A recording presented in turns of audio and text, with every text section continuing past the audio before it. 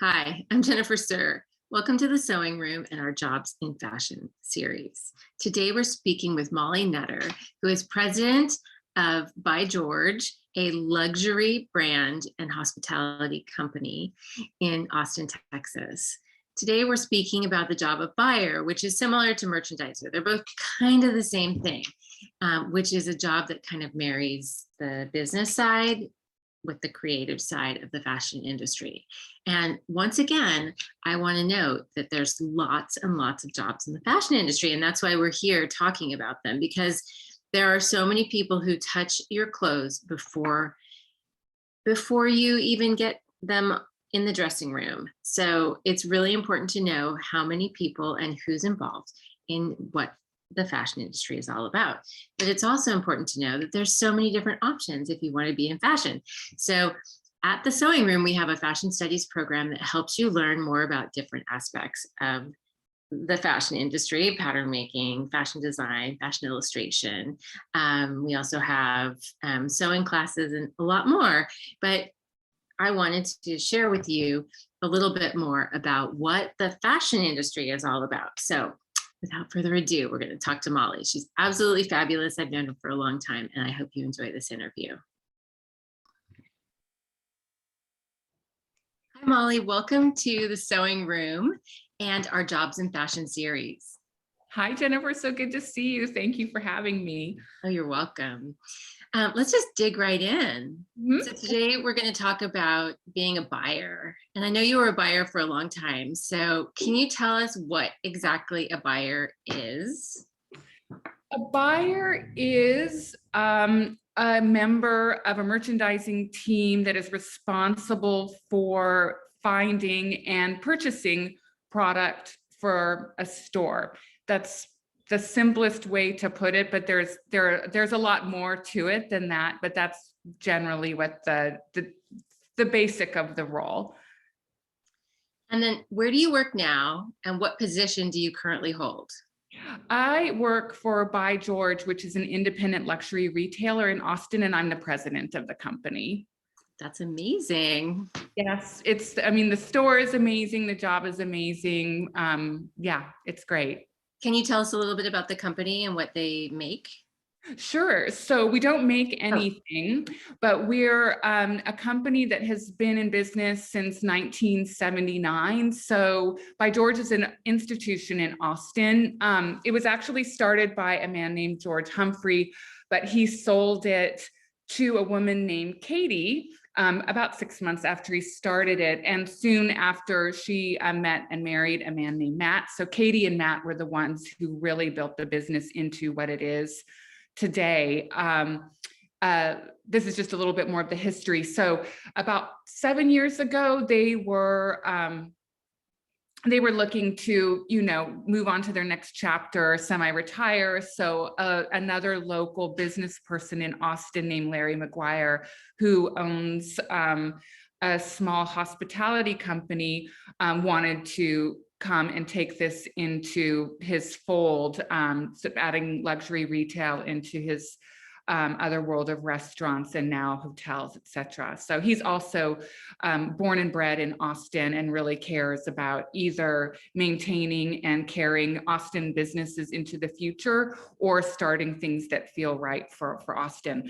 But the store it's a lifestyle store, a fashion and lifestyle store. We carry men's and women's clothing, shoes, accessories. We have a beauty department, home, jewelry. But in Austin, we are really the go-to for luxury brands and interesting things that you can't necessarily find anywhere else or everywhere else. Awesome. How did you get started at being a buyer? So, I was always attracted to fashion. So even when I was little, it was always something that was interesting to me. So even, I would ask my mom to help me make clothes and I had very strong opinions when we would shop for clothes, even when I was like 5 years old.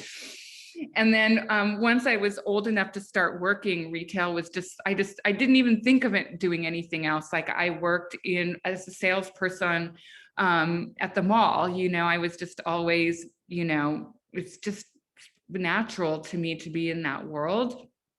And then when I was in college, most of my part-time jobs were also fashion related, although I didn't study fashion in college. But same thing, once I graduated from college, I took a job for a small independent store in San Francisco.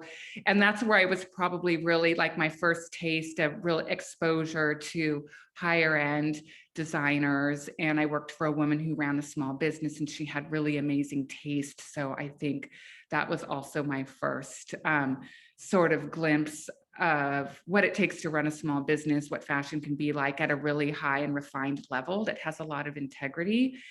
And then once working there for a little while, I realized being in San Francisco that sort of like what I wanted to do, there may not be something to easily sort of like take the next step to. And all of my friends were moving to New York and in the United States. I mean, even in the world, New York is our fashion capital. So it just seemed like a great place to go.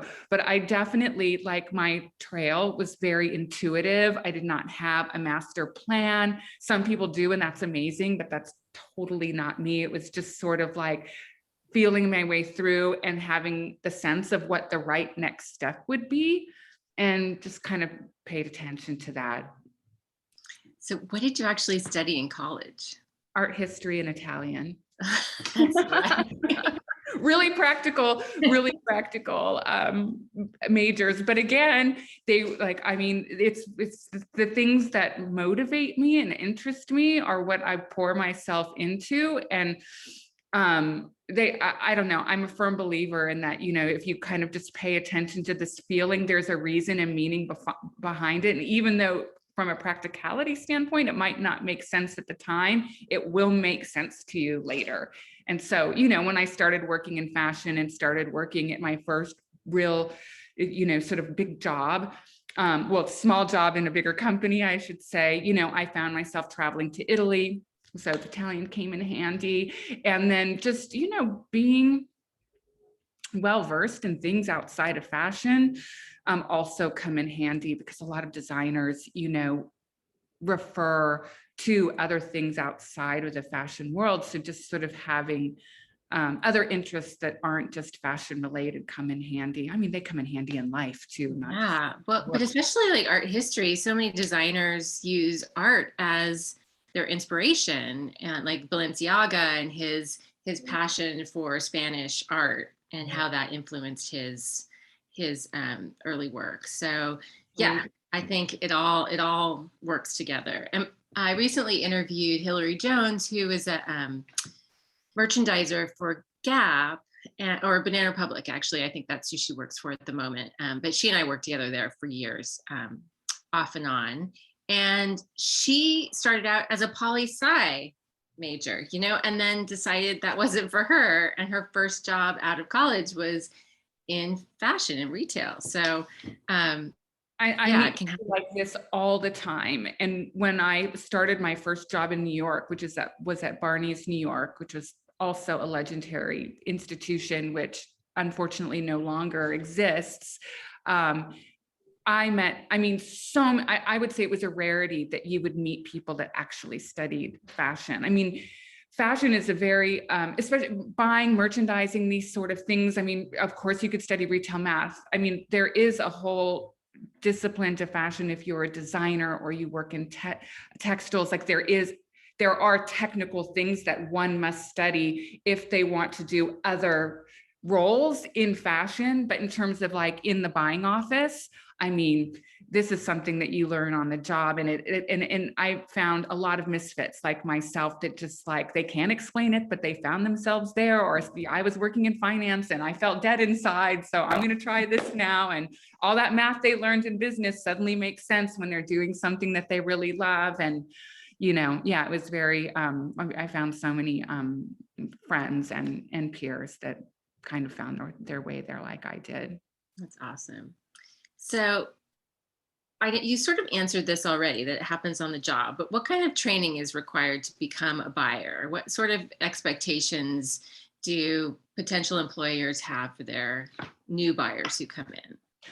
I'm sure it slightly differs for every company. And I think things are different now than they were when I was starting out, just because technology has changed so much. So the requirements for when I started at Barney's, I mean, I just needed to have an understanding of the style culture of the company. So this is like doing your homework. Like if you want to work at a certain company, there must be a reason why you're drawn to it. So you need to have a knowledge of what that company is about in terms of the type of brands they carry and the point of view that they have.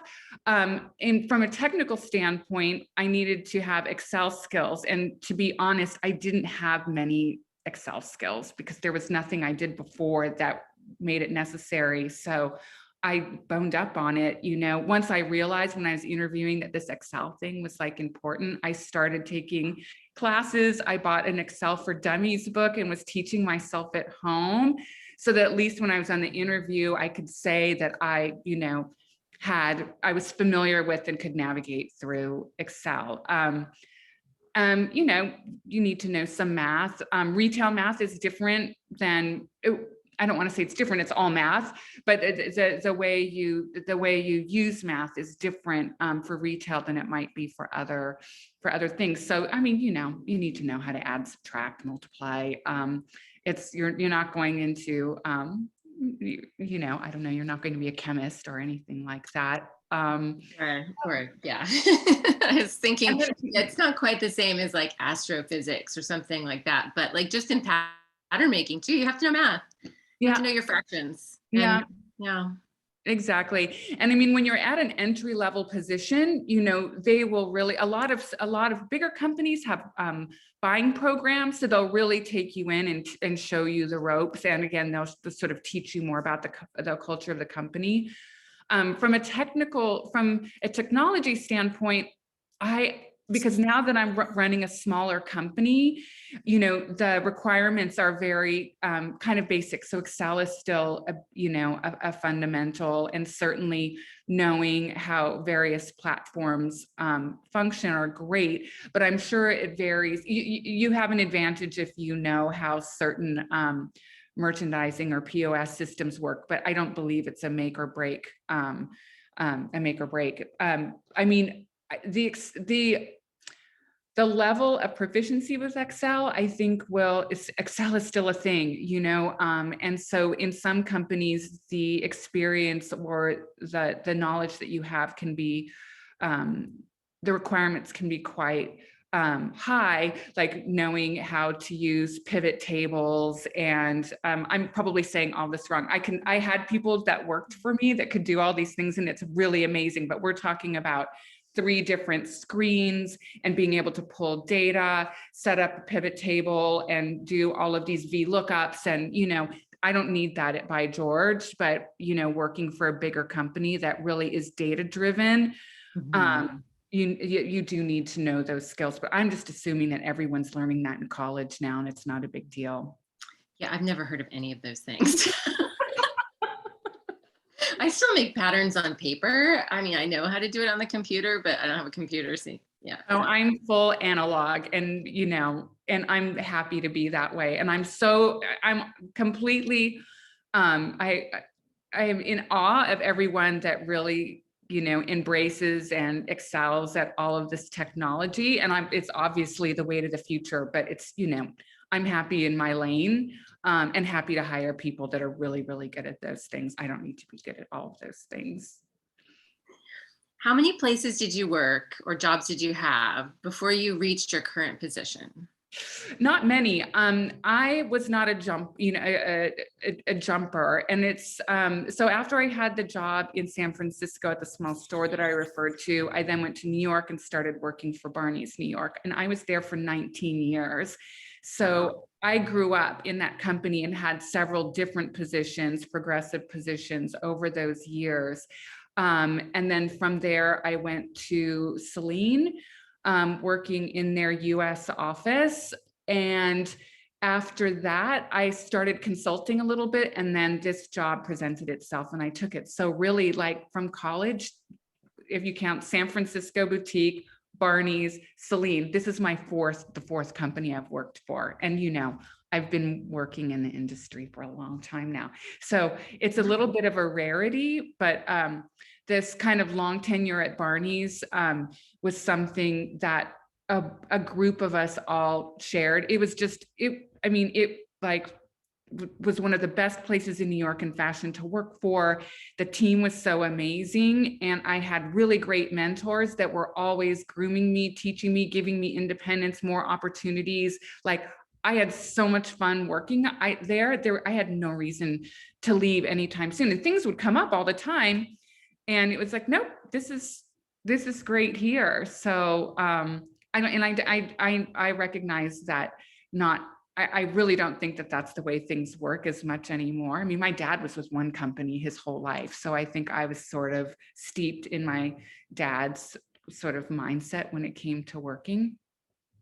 But yeah, that sort of mindset of being like committed to your job and working through problems that you have. And actually, I think that really serves a lot of people long term, because they learn all these other skills that will help them with their success in their job, if they're open and willing to learn them. Yeah. I mean, it's not that I was a merch assistant for 19 years. I just for the same company for 19 years. And it was, like I mentioned, it was really great. And all of those things that you don't even realize, kind of the relationships that you build, and working for one company during that amount of time, you really go through highs and lows business wise. And I mean, while I was there, 9/11 happened, the financial crisis happened. And, those obviously were lows, but learning how to work through those, you learn so much that now, like for instance, with the pandemic this time, when I was here at ByGeorge, when that hit, I mean, obviously terrifying for everyone, but I knew that there was a way to work through it and that we would be okay, because I had worked through these things before. And so, having gone through, like I said, those sort of cycles at one place really helped me understand that, highs and lows will happen, and the world's not going to explode, and things will continue. And, you can people are going to still buy clothes. Mm-hmm. And buy stuff for home. Yeah. And all industries at the end of the day, even if they, some took retail, hospitality took bigger hits and some industries boomed during, I should say fashion retail, because there's other retail that did extremely well.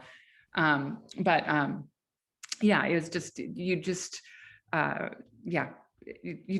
learn how to stay calm and, put a plan in place. And carry on, right? Yeah, and being sort of like the sort of like elder statesman of the company, sort of, leading by example and just keeping calm and making sure everyone's okay, even if inside you're like freaking out every once in a while. It wasn't easy. There were some moments that were really, really hard, but not everyone needs to see you sweating. Yeah, that's a good point. What does a day in the life of a buyer look like? It changes every day. And so I would say like Mondays look a certain way, Tuesdays look a certain way, and on and on. And this is when you're not in market. And market, for people who aren't aware, is just periods of time when designers show their collection and you make appointments and go out and see them and make your selection and come back and write the orders for the store. But generally speaking, that is part of the job, and you're not always in market. What you're often doing is running a business. It's mostly what you're doing is running a business. So Mondays tend to be, and this is at every level, but everyone's sort of doing their part. You're basically assessing the business from the week before. So you're pulling selling reports, what sold, what didn't sell, just to understand where you are in terms of meeting your goals for the season, because you have a goal, sales goal, sell through goal, all of these things. So where am I? Where is the business? Where is it healthy? Where is there an opportunity to do more? Where are there issues that I need to fix? And then, usually by the end of that day, you have a good idea, and you put your observations together, and you put action plans in place. So for the things that are doing well, you might say we need to look into reordering something. If something's not doing well, you usually want to find out why, because that you don't see in a report that you pull. So this usually involves conversations with the stores, and usually walk through the stores just to see where something's positioned. And so the rest of the week is usually like, okay, now I need to go to the store. We're going to walk through and see what it looks like. We're going to get some feedback from the selling staff about what the customers are saying. And then, okay, maybe we'll do a floor move. I'm a huge believer of visual merchandising impacting business. It really is a huge lever. It's not just to make things look pretty, it's to make things look pretty so they sell. So sometimes it's the quickest fix is just changing where something is on the floor, or putting something in a window or in a mannequin, and you can suddenly see a problem turn into a problem dissolve. Because part of the week, it's probably like each day, it's probably two things: putting your, furthering the plans that you've put to fix or drive your business. So whether that be visiting the store, doing visual merchandising, that will be one part. And the other thing that you're doing is tracking your deliveries of things that you're still waiting for to arrive in the store, because in fashion, especially in ready-to-wear, things run on seasons, and you really have a limited amount of time to sell those things, unless they're so classic that you carry them season after season. But in fashion, there are basically two seasons a year, spring and fall. And at a certain point, many things get marked down. So you're racing against the clock to get things into the store and to sell them as well as possible before it comes time to mark it down. So a lot of this is just chasing down deliveries, following up with your designers just to see where things are in the production cycle. Are they on their way? I mean, all the nitty gritty, like getting the tracking numbers. And if you work for a small company, you have someone who in shipping and receiving who's tracking that. You work for a bigger company, you might have a distribution center and an imports department if these are deliveries that are coming from overseas.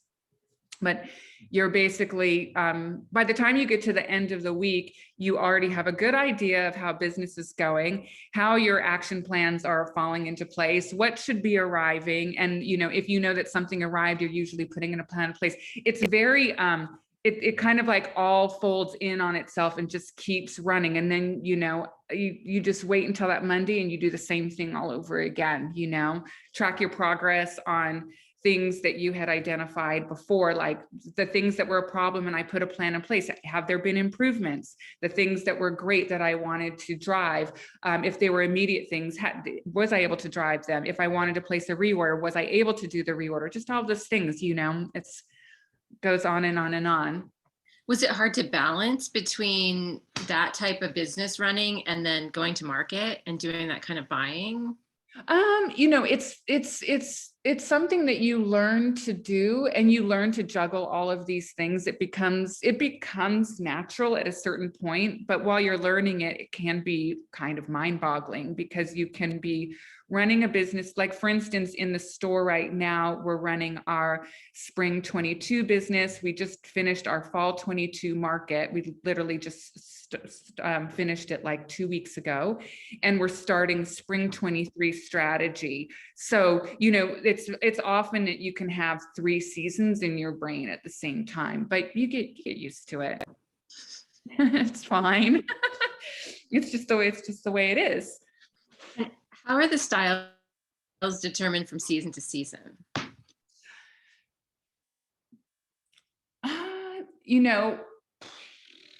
This is a good question. Because I'm sure it may vary depending on the sector of the market that you're in. working in the luxury market. And things are different now than they used to be, where either designers somehow collectively called the shots, or a leader called the shots, let's say about skirt lengths, like all skirt lengths right now are at the knee, or all skirt, like that does not people don't dress that way anymore. People have different lives and lifestyles. So I don't know, this is a good question. I'm thinking about the brands and the designers that we carry at our store, and it's not one note. We have various designers that have something different to say, have different aesthetics and points of view, and address the needs of different women and men.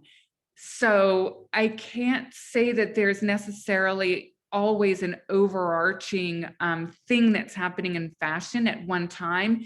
I mean, you can see sort of general trends, maybe in color, or let's say, I don't know, shoe. There definitely are some trends, but they kind of reveal themselves over time. It's not like every season is like, oh, it's all about this. And I know that fashion directors and magazines will definitely do a review of seasons and identify the things that they're noticing that are happening in fashion, but they're really not things that are dictated to the consumer anymore. It's just a matter of what appeals to you or not. And it could also be my age as well. Like I certainly don't feel dictated to anymore. And I feel that but I also think that young people don't feel dictated to either. I think young people are excited about fashion. And if they see something, they really get into it. But I also think that they are drawn to what excites them, as opposed to feeling like, oh, I have to wear this because it's in fashion. I don't think anyone thinks that anymore. Yeah, I don't think so either. I was going to ask you something about that specifically. Oh, trend reports. Do you follow trend reports and things like that? No. No. I mean, at this point, like, I've developed my own intuition in terms of style and taste well enough. I know, I hopefully know my customers well enough to know what they love and what they need. And it's my job to sort of surprise them, but address these needs. And I have a great team that's also good at those things. So, I mean, we have a fashion director and she's really amazing. But it's, no, well, we like, I would never like look something up to see what I need to buy based on someone's sort of assessment. And I think a lot of this I learned also at Barney's because we did our own thing. We didn't go to other stores to see what they were doing. We didn't, I know when we were at Barney's, buyers from other stores in New York would send their assistants into Barney's with a notepad to write down like the brands we were carrying and this, that. Like, we did not do that. So we really learned, we as an assistant, I learned from the more senior merchandisers what Barney's was all about and how to go out into the world and find these things. And we had a fashion director that had her finger on the pulse of everything and would sort of send us to go see things that seemed interesting. So that's kind of how we operate. That's how I learned to operate, and that's how ByGeorge operates. And it's how I operate at ByGeorge. But I know, because I'm Katie and Matt, who I mentioned, who started ByGeorge and ran it for all those years, live here and we're friends. That's how they bought and managed the store too.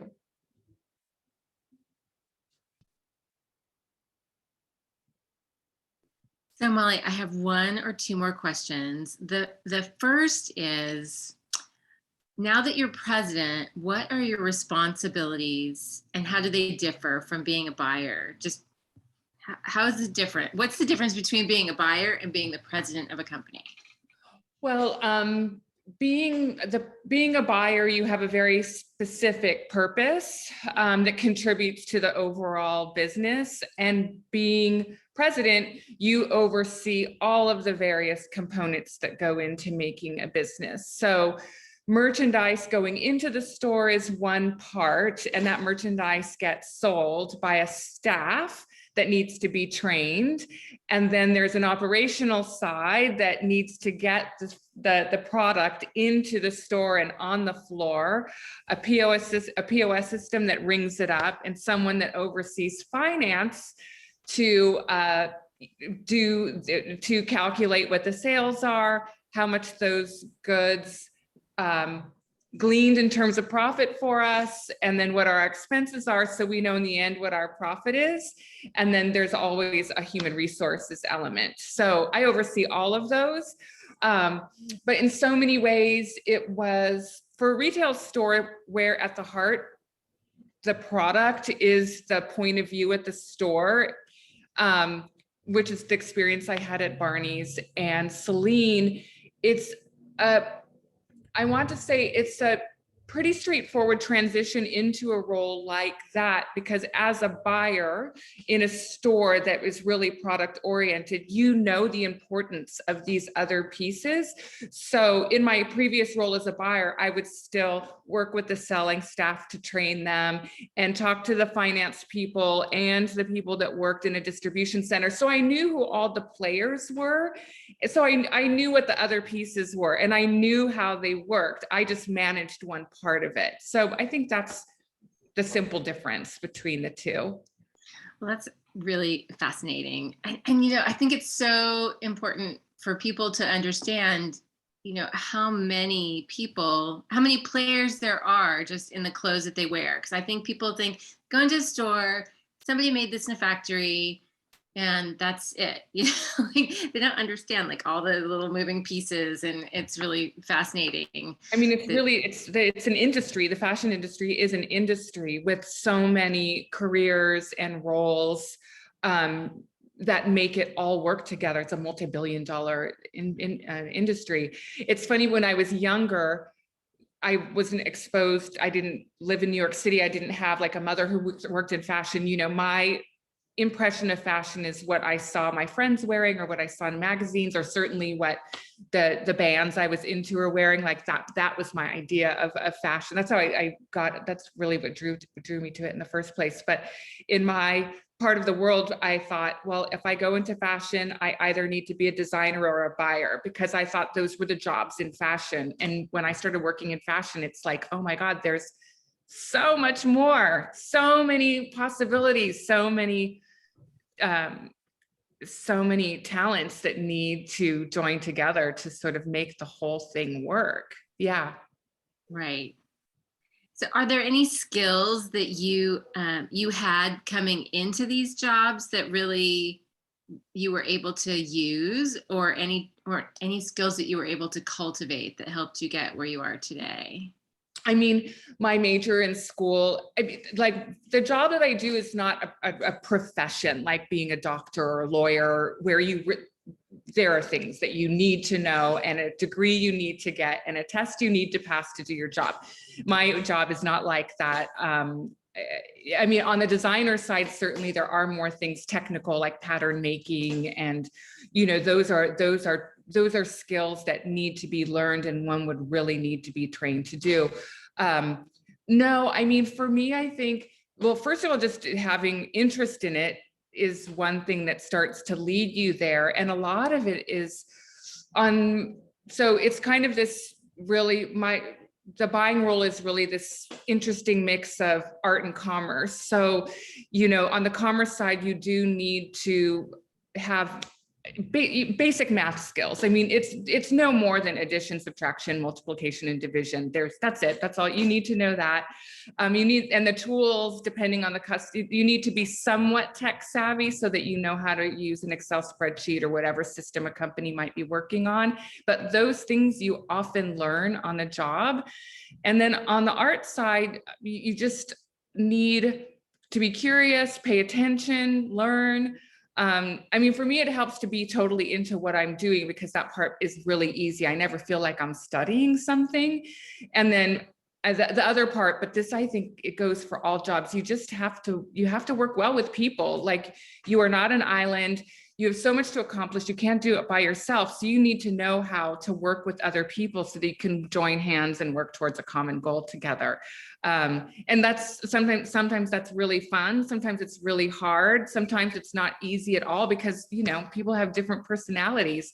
So I think, and the other thing I've learned now that I've been in the business for a long time is that, you know, all of the connections and relationships that you build, even when you're young, you'll come across so many people throughout the course of your career. So how you carry yourself, how you manage difficult situations, how you behave in what you think might be a fun party setting, but is actually a professional setting, all of those things will follow you year by year. So it's just, you know, it's a fun industry, have lots of fun, but just know that you're every day you're building your reputation. That's great advice. That's awesome. You know, all the things, show up on time, be game, jump in without someone asking you. That's a huge thing. And also, you know, no job is too small. I mean, even in my role now, if I'm doing something and a customer comes in, I'm like, I have no problem running and getting a coffee for someone. You know, it's not like, oh, I do this now, so I don't do that anymore. I know it's hard when you're starting out. A lot of younger people need to set boundaries for very important reasons, but just know the difference between pitching in or being taken advantage of. That's really good advice as well. And it's a hard, thin line sometimes to figure out. Yeah, it really is. But those things will, if knowing the difference between those things will end up serving you so well in the end. Absolutely. Absolutely. Well, thank you so much, Molly, for this interview and for coming back after such technical difficulties. No, it's been so fun for me. Oh, good. It's been really fun for me too. Yeah. Well, you take care and I will talk to you soon. Okay. Thanks, Jennifer. Bye. Bye.